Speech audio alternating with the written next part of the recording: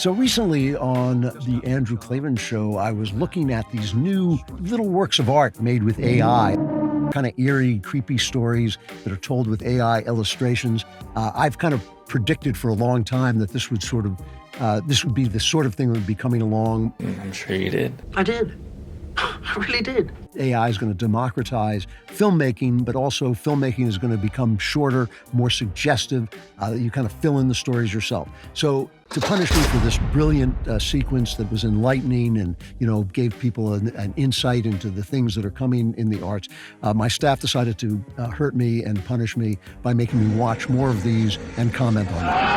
I haven't seen these. I'm going to take a first look here, and if they're good, I'll say they're good, and if they're bad, I'll probably just leave the room, and you'll come back to an empty chair. If you ever find yourself in an empty supermarket and the exit has disappeared, you are not safe.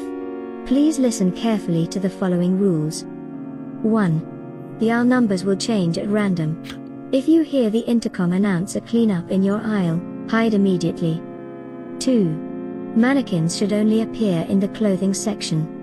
If you see one elsewhere, keep moving, but if one is facing you, take exactly 21 steps back without taking your eyes off it, and then run. 3. You may see children playing in the toy aisle. Do not respond if they ask to play, even if they sound happy. There are no children here. 4. If you see a shopping trolley containing just raw chicken and batteries, close your eyes and count to 13. You will feel a presence pass you by, but the trolley should be gone. To escape, you will need to find the store manager's office. If there's a shopping basket outside, don't hesitate, don't delay, just open the door.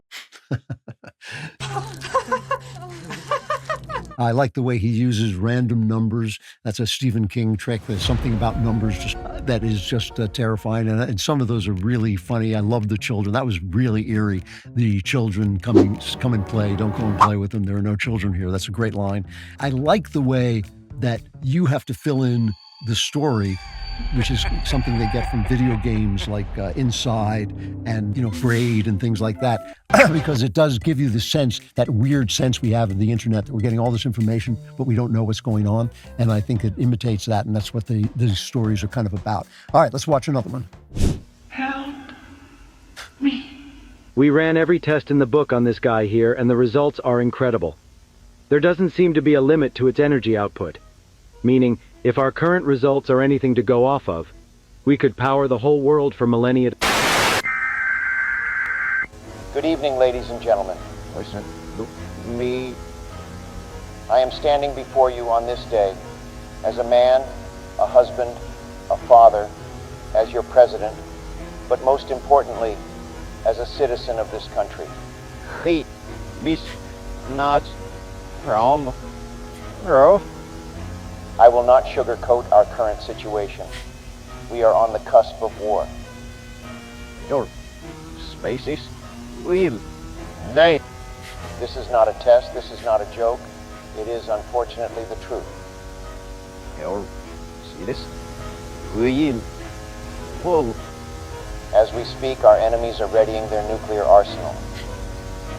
The sky will burn.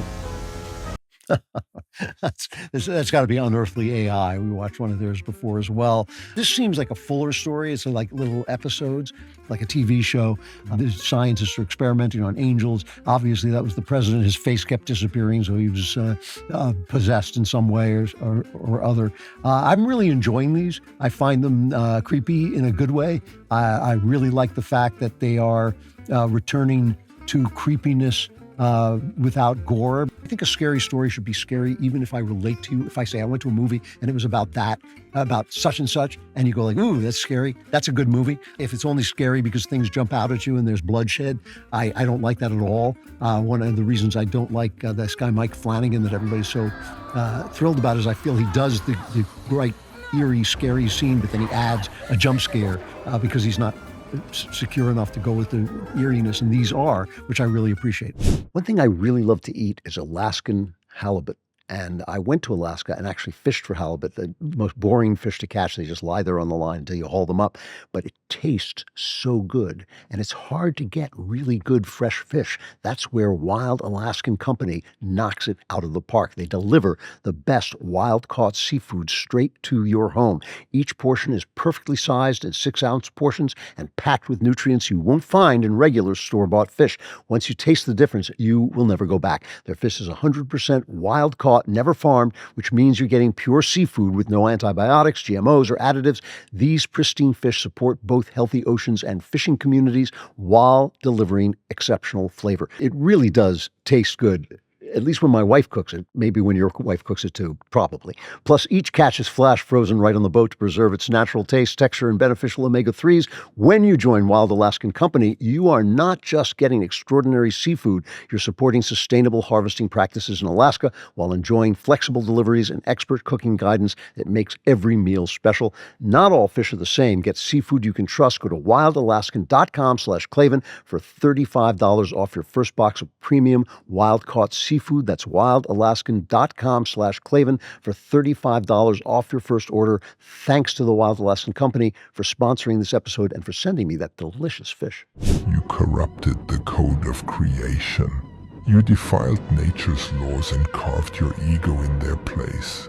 You harvested embryos like crops, honed minds into weapons, and sculpted flesh to fit desire. You spliced muscles for grace and cells for obedience. Instinct was erased, wildness overwritten. Each genome bowed to your will until biology obeyed like circuitry. Yet you should have known that living code does not stay loyal. Insurgents laced viruses with ideology. Empires embedded famine into grain. Spores bloomed in lungs. Forests blistered. Faces split. Species came undone.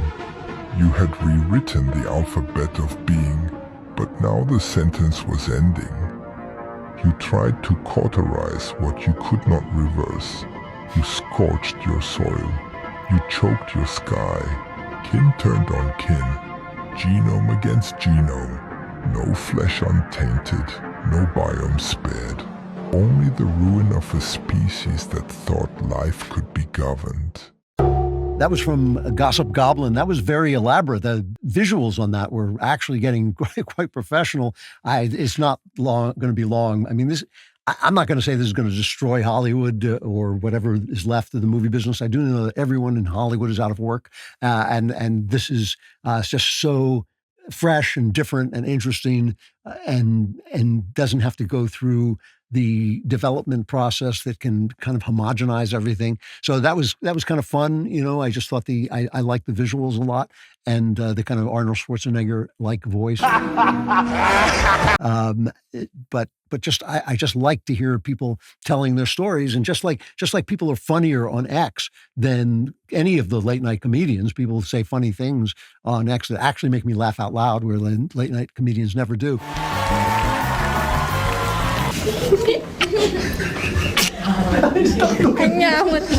All right, guys, me and Aaron just got inside the palace. We're about to ask Pharaoh to let our people go. No idea how this is going to go, but wish us luck.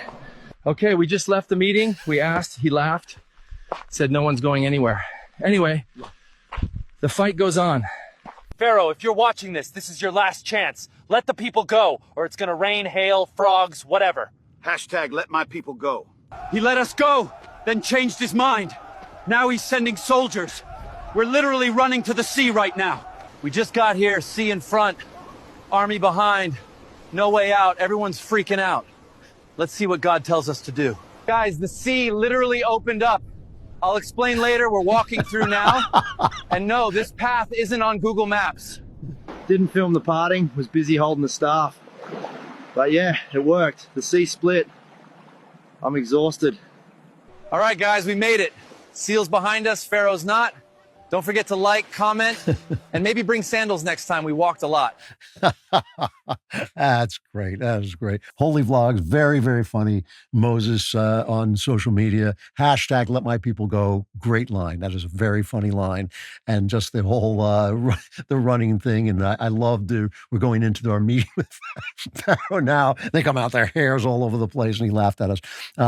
Entertaining stuff. I mean, come on. This is it's just the beginning, and it's going to get a lot better. One more, I think we got.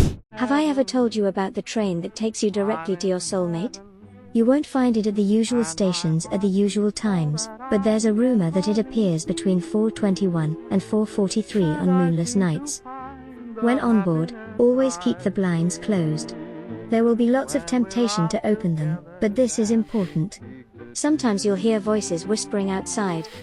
They will tell you all your secrets and deepest fears, but whatever you do, don't look. The conductors are lonely, because they are always taking other people to their soulmates but never finding their own. They'll be happy to chat, just don't mention love. Stick to small talk, and you'll be fine. Be extra careful when you pass along the coast. You might hear whales singing outside. It will sound hypnotic and beautiful, but those aren't whales, and that isn't any sea you've heard of. Keep the blinds closed. If you feel like the train has left the tracks, don't worry. This train makes stops at other planets and other universes, just don't look outside. If you catch a glimpse of the wrong world, you'll have to stay there, and even the conductors won't be able to help. Oh, and one more thing. Remember that a soulmate isn't always what you expect, but there are no refunds and the ticket is one way. That was very nicely done. I'm just really chuffed by these things because I think the corporate arts have just become bad, and they've been infected by woke, and they've been infected by DEI, and they've left the station, as it were, in terms of creativity and originality. And there's a big hope to bring it back. Really good stuff and encouraging. Like to see it. If you too are completely out of your mind, like and subscribe. And if you really want to be driven out of your mind, subscribe to The Andrew Klavan Show wherever you get your podcasts.